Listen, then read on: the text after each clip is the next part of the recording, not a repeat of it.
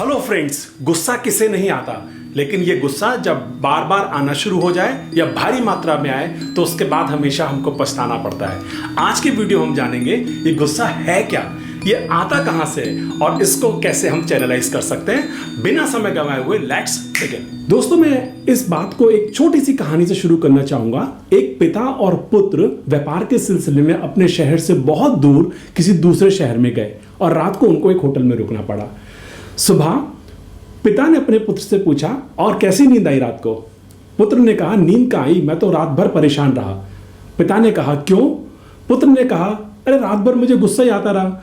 रात को 12 बजे मैं सोने वाला था, पिछली गली में ट्रकों की आवाज़ें आनी शुरू हो गई और हॉर्न की आवाज़ आनी शुरू हो गई एंड ये सारे ट्रक और हॉर्न की आवाज़ ने मुझे बहुत गुस्सा दिलाया। मैं 1 घंटे तक सो ही नहीं पाया। बोले फिर 1-1:30 बजा होगा शायद।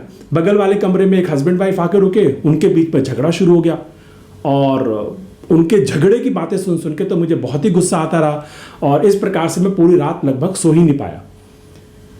पिता मुस्कुरा के बोला कि पास में जो ये फलों की टोकरी रखी है, इसमें से एक संतरा उठाओ। पुत्र ने संतरा उठा लिया टोकरी में से और पिता ने कहा कि अच्छा, इसे काटो और काटने के बाद अब इसे ग्लास के ऊपर ले आके निचोड़ो।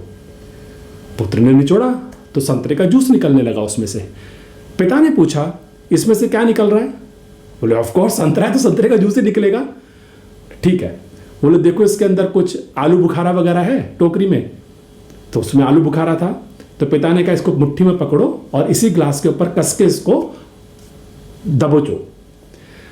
बेटे ने उसको दबाव दिया तो उसके अंदर से आलू बुखारे का जूस निकलने लगा। पिता ने कहा, क्या निकल रहा है? बोले पापा, आलू बुखारा है तो आलू बुखारे का ही रस निकलेगा इसमें से। बोले इसी प्रकार से जब हम गन्ने को मशीन में डालते तो क्या निकलता है? बोले गन्ने का रस निकलता है। व्हाई आर यू इरिटेटिंग मी? पिता ने कहा, देखो, जिसके अंदर जो फल का रस भरा है वही दबाव पड़ने पे बाहर निकलता है। बोले इससे मेरे रात के ना सोने से क्या रिलेशन है? बोले रात को जो ट्रक की आवाज आई, पति पत्नी के झगड़े की आवाज आई, वो सिर्फ तुम्हारे ऊपर एक हल्का सा प्रेशर था, वो एक ट्रिगर था। तुम्हारे अंदर से गुस्सा निकला क्योंकि तुम्हारे अंदर गुस्सा भरा हुआ है। दोस्तों, सबसे पहले हमको ये स्वीकार करना पड़ेगा कि कोई बाहर वाली चीज हमको गुस्सा नहीं दिलाती है। गुस्सा हमारे अंदर भरा होता है और बाहर के हल्के से प्रेशर पड़ने के मात्र से वो बाहर निकलना शुरू हो जाता है। अतः कभी भी आपको गुस्सा आए तो उसको जस्टिफाई करने की कोशिश ना करें कि फला व्यक्ति की वजह से मुझे गुस्सा आया, ये कहना बंद करें।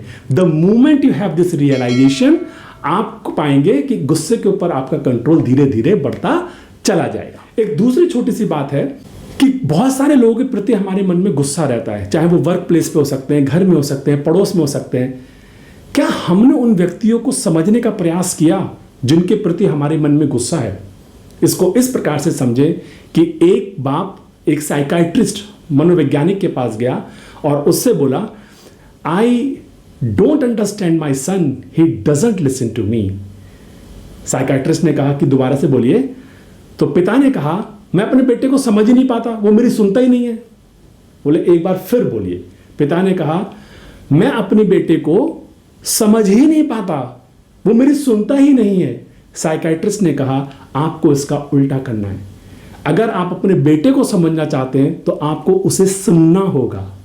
Meaning by seek to understand other person first in order to make yourself understood to others।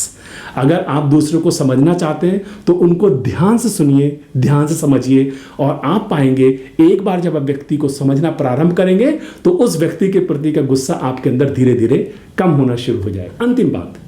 अंतिम बात कुछ इस प्रकार से है कि हमको तीसरी बात समझनी है कि स्थिति क्या है। हम बिना स्थिति को समझे अपनी पूर्व धारणाओं के अनुसार प्रीऑक्यूपाइड माइंड से हम जजमेंट पास करते रहते हैं और वो हमारे गुस्से में परिवर्तित होता रहता है। एक बौद्ध भिक्षुक एक नाव में बैठ के बीच नदी में गया मेडिटेशन करने के लिए। शांत जल था, वहां जाके बौद्ध भिक्षुक मेडिटेशन करने लगा अपनी नाव में।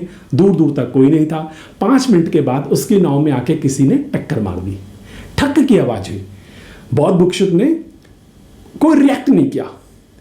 30 सेकंड बाद फिर से ठक की आवाज हुई। बौद्ध भिक्षुक धीरे धीरे इरिटेट होने लगा और गुस्से में उसने आंखें खोल के पीछे पलट के बोला, अरे दिखते नहीं हो क्या, अंधे हो? मैं नाव में बैठा ध्यान कर रहा हूं। लेकिन जब उसने पीछे मुड़ के बोल तो दिया और देखा दूसरी नाव खाली है।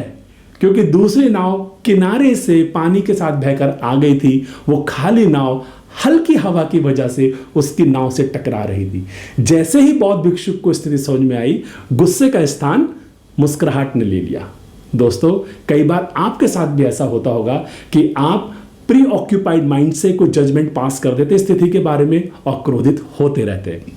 एक मेथड जो मुझे बहुत मदद करता है, जिसने मदद की गुस्से को काबू करने में, वो गुस्से के दौरान नहीं हो सकता, गुस्से से पहले भी नहीं हो सकता। जब आपको गुस्सा आके चला जाए, कभी 1 दिन बाद, 2 दिन बाद, 3 दिन बाद, आप सिर्फ ये सोचिएगा कि उस गुस्से की अवस्था में जो मैंने रिएक्ट किया, जो मैंने शब्द बोले, जो मैंने व्यवहार किया, उससे बेहतर रिएक्शन, वर्ड्स और व्यवहार क्या हो सकता था in order to get the best outcome of that situation. जब आप ऐसा 10-12 बार सोचेंगे, अगली बार जब आपको गुस्सा आएगा तो आपके अंदर से बेस्ट रिएक्शन निकल के आएगी। दोस्तों, आशा करता हूं कि आज के इस एपिसोड में आपने अच्छे से जान लिया कि दबाव पड़ने से हमारे अंदर से वही निकलता है जो हमारे अंदर भरा होता है। नंबर 2, बाह्य कारण जाने बिना प्री ऑक्यूपाइड माइंड से जब हम रिएक्ट करते हैं, वो हमारे गुस्से का कारण बनता है।